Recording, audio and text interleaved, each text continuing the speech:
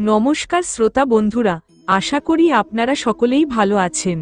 আজকে আপনাদের মাঝে আলোচনা করব গর্ভগীতা সম্পর্কে। তার আগে জেনে নেব গর্ভগীতা কি।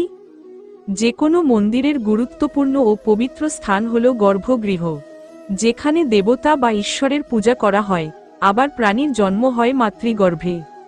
তেমনি গীতার মূল ও গুরুত্বপূর্ণ অংশ হল গর্ভগীতা। শিশুরা মাতৃগর্ভে থাকাকালীন যদি এই গর্ভগীতা পাঠ করা হয় তাহলে শিশুরা সুশিক্ষা ও সংস্কার লাভ করে। ভগবান শ্রীকৃষ্ণ ও অর্জুনের মধ্যে কুরুক্ষেত্রের যুদ্ধের পর পরীক্ষিতের জন্মের সময়কালে যে কথোপকথন হয়েছিল তাকে গর্ভগীতা বলা হয়। এই সংসারে এমন অনেক মানুষ রয়েছে যারা জন্ম থেকেই কোনো না কোনো শারীরিক সমস্যা নিয়ে জন্মগ্রহণ করেন। কেউ হয়তো অন্ধ, কেউ কালা, কেউ বোবা, কেউ বিকলাঙ্গ হয়ে জন্মগ্রহণ করেন। কারো ক্ষেত্রে হয়তো এই সকল সমস্যাগুলো পরে দেখা দেয়, কারো আবার অকালে মৃত্যু ঘটে, কেউ বা জীবনের শৈশব থেকেই নরক যন্ত্রণা ভোগ করেন। কেউ গরিব ঘরে, কেউ বা ধনী পরিবারের জন্মগ্রহণ করে, আবার সকলের জন্মস্থান ভিন্ন হয়। কেন এমন হয়? এই গর্ভগীতাতে ভগবান শ্রীকৃষ্ণ এই সমস্ত প্রশ্নের উত্তর অর্জুনকে ব্যক্ত করেছেন। এই সকল প্রশ্নের উত্তর জানতে গর্ভগীতা পাঠ শুরু করা যাক। অর্জুন উবাচ, হে মধুসূদন, কৃপা করে আমাকে বলুন, প্রাণীর কোন দোষের কারণে গর্ভে বাস করে থাকে? প্রাণীর জন্মের পূর্বে গর্ভে কষ্ট পায় আর জন্মানোর সময় ও অসহনীয় পীড়া পায়। এরপরেও সে রোগ ও পীড়ার কারণে দুঃখ পায়। বৃদ্ধ বয়সে পৌঁছাতে পৌঁছাতে তাকে রোগ ব্যাধি ঘিরে ফেলে আর তারপর তার মৃত্যু ঘটে। সুতরাং হে ভগবান, কৃপা করে আমাকে এটা বলুন যে কোন কার্য করলে মনুষ্য এই জন্ম মৃত্যুর চক্র থেকে মুক্তি পেতে পারে। শ্রীকৃষ্ণ উবাচ, হে ধনুর্ধারী অর্জুন, জন্ম মৃত্যুর বন্ধন তো সেই সব প্রাণীরই নিয়তি যে এই সংসারে জন্মগ্রহণ করেছে। সেসব প্রাণী সংসারের এমন বস্তুর সাথে মুহূর্তে জড়িয়ে পড়ে যা একদিন বিনষ্ট হয়ে যাবে। তাদের মনে এই বস্তুকে প্রাপ্তি করার ইচ্ছা থেকে যায়। মানুষ ধন সম্পদের আকাঙ্ক্ষা তো করেই কিন্তু ভগবানের ভক্তি থেকে বিমুখ হয়ে থাকে। সেই জন্যই সে বারংবার ভিন্ন জনিতে জন্ম নিয়ে জীবন মরণ আর গর্ভের দুঃখ ভোগ করে। অর্জুন বললেন, হে মাধব, এই মন তো আপন তাহলে চলতে থাকা হাতির মতো। তৃষ্ণা এর শক্তি, এই মন পঞ্চ ইন্দ্রিয়ের বশবর্তী। কাম, ক্রোধ, লোভ, মোহ ও অহংকার, এই পাঁচটির মধ্যে অহংকার সবচেয়ে শক্তিশালী। তাহলে কিভাবে মনকে নিজের নিয়ন্ত্রণে রাখা যায়? এ কথা শুনে শ্রীকৃষ্ণ বললেন, হে কৌন্তে, যেভাবে মত্ত হাতিকে বসে রাখার জন্য মহাবত অঙ্কুশের প্রয়োগ করেন, সেই রকমই মনকে বসে রাখার জন্য জ্ঞানরূপী অঙ্কুশ প্রয়োগ করতে হয়। ভক্তি এবং জ্ঞান অভ্যাসের দ্বারা আয়ত্ত করা সম্ভব। অহংকার করলে জীবন নরকের ন্যায় হয়ে ওঠে। অর্জুন বললেন, হে জনার্দন, কিছু মানুষ আপনার প্রতি ভক্তি লাভের জন্য বলে জঙ্গলে ঘুরে বেড়ায়, আর কিছু মানুষ সাংসারিক মোহ মায়া ত্যাগ করে বিভিন্ন জায়গায় দিশাহীনভাবে ঘুরে বেড়ায়। হে প্রভু, আপনার ভক্তি কি রূপে পাওয়া সম্ভব, তা কিভাবে জানা যাবে? আমি জানতে ইচ্ছে করি। শ্রী ভগবান বললেন, প্রিয় অর্জুন, যে মনুষ্য আমাকে লাভ করার জন্য বনে বনে ভ্রমণ করেন তাকে সন্ন্যাসী বা বৈরাগী বলে। একদল মাথায় জটা বাঁধে এবং শরীরে ভস্ম লাগায়, এদের মধ্যে আমার বাস নেই। কারণ এদের মধ্যে অহংকার রয়েছে, তাদের মনে ভক্তি বা প্রেম কোনোটাই নেই। তপ বা বৈরাগ্যের অহংকার আমার প্রতি ভক্তি লাভের পথে প্রধান বাধা স্বরূপ। শুদ্ধ মনে যে আমার ভক্তি করে সেই সৎ অভ্যাসী।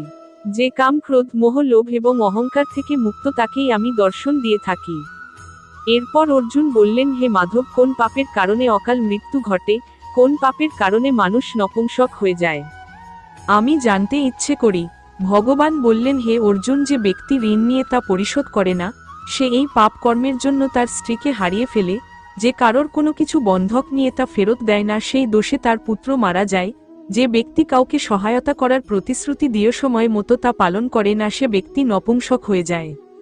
যে ব্যক্তি গর্ভস্থ ভ্রূণ হত্যা করে, সেই ব্যক্তি এই জন্মে বা পরের জন্মে নিঃসন্তান হয়ে থাকে।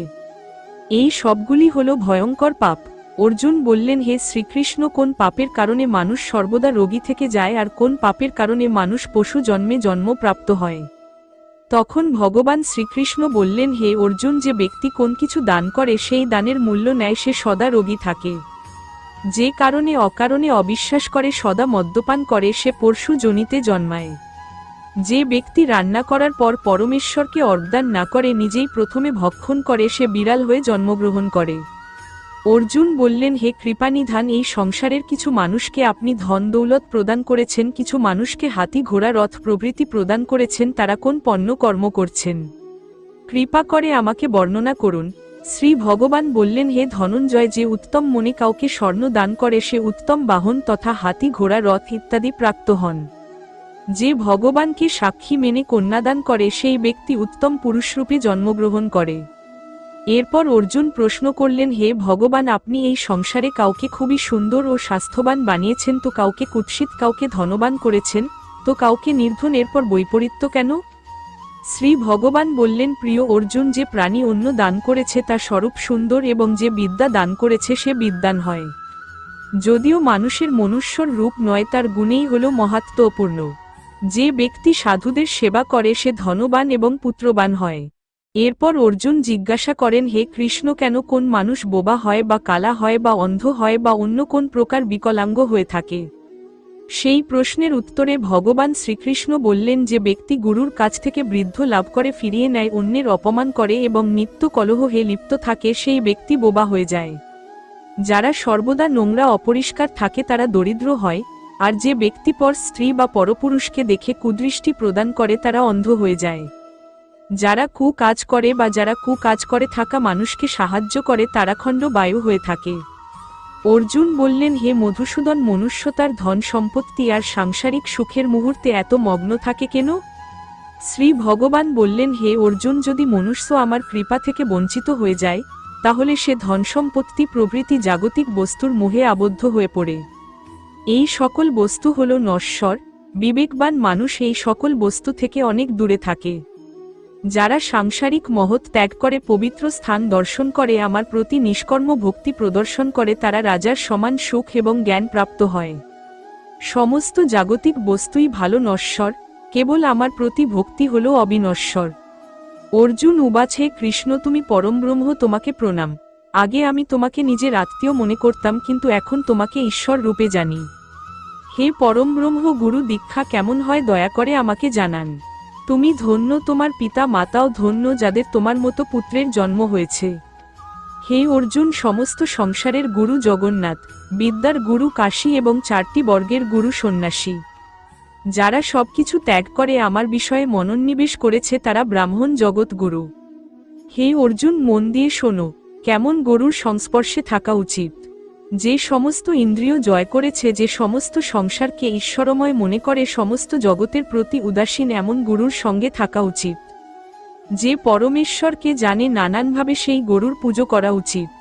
হে অর্জুন, যে গুরু ভক্ত এবং যে গুরুর সম্মুখে থেকে ভজন করে তাদের হজম করা সফল।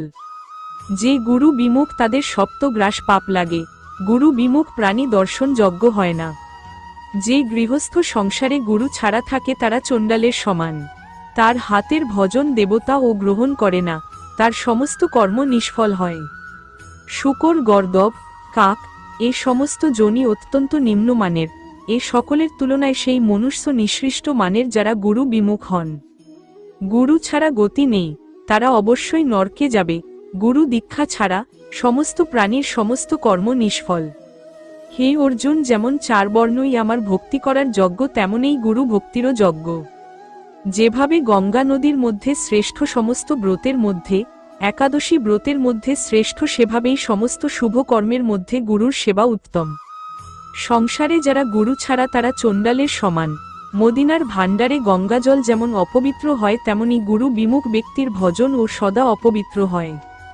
গুরু ছাড়া কখনোই কোনো গতি নেই, তাই যথার্থ গুরু সন্ধান করো। মনের ভক্তি ও অবিশ্বাস থাকলে একটা না একটা সময় গুরু আপনা আপনি তোমার কাছে এসে ধরা দেবেন। যদি কাউকে তুমি গুরু রূপে না পেয়ে থাকো তাহলে আমাকেই তুমি গুরু রূপে গ্রহণ করো। যাকে তুমি মনে প্রাণে বিশ্বাস করো, যার কথা তোমার অন্তরে প্রবেশ করে, যার প্রতি তোমার আপনা আপনি ভক্তি জন্মায়, তাকেই তুমি গুরু রূপে মনে করতে পারো। গুরু দীক্ষা ছাড়া প্রাণী পশু যোনি লাভ করে, 84টি যোনিতে ভ্রমণ করতে থাকে। অর্জুন উবাচ, গুরু দীক্ষা কি? ভগবান শ্রীকৃষ্ণ বললেন, ধন্য জন্ম তার যে এই প্রশ্ন করেছে। গুরু দীক্ষা 2টি অক্ষরের, হরি ওম, এই অক্ষরকে গুরু বলে। এই 4টি বর্ণকে আপন করে নেওয়া শ্রেষ্ঠা।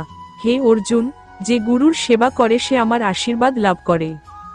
সে 84টি যোনি থেকে মুক্তি পায়, জন্ম মৃত্যু থেকে মুক্ত হয় ও নরক যন্ত্রণা ভোগ করে না। যে ব্যক্তি গুরুর সেবা করে না সে 3.5 কোটি বছর পর্যন্ত নরক ভোগ করে। গুরুর সেবা করলে একাধিক অশ্বমেধ যজ্ঞের সমান ফল লাভ করে। গুরু সেবাই আমার সেবা। হে অর্জুন, আমারও তোমার কথোপকথন যে প্রাণী শুনবে ও পড়বে তার সমস্ত দুঃখ এবং 84 লক্ষ যোনি থেকে মুক্তি পাবে, তাই একে গর্ভগীতা জ্ঞান বলা হয়। আজকের এই আলোচনাটি যদি ভালো লেগে থাকে তাহলে অবশ্যই এই চ্যানেলটিতে শেয়ার, লাইক, কমেন্ট ও সাবস্ক্রাইব করে পাশে থাকবেন। হরে কৃষ্ণ।